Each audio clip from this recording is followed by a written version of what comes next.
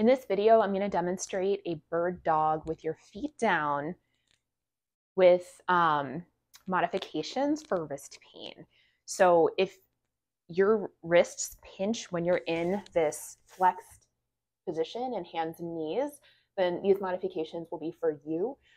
So the bird dog with the feet down, we're typically alternating arms and legs extended.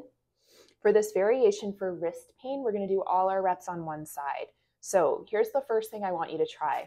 I want you to come onto your wrists, and we're going to do all our reps on one side, okay? So we're going to inhale to prepare, exhale to extend, inhale to come in, exhale to extend.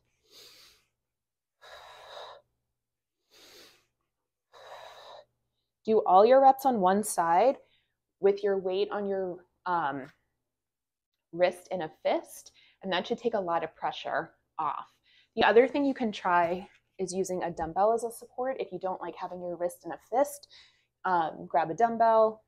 I have a 5-pound dumbbell here, and then same thing.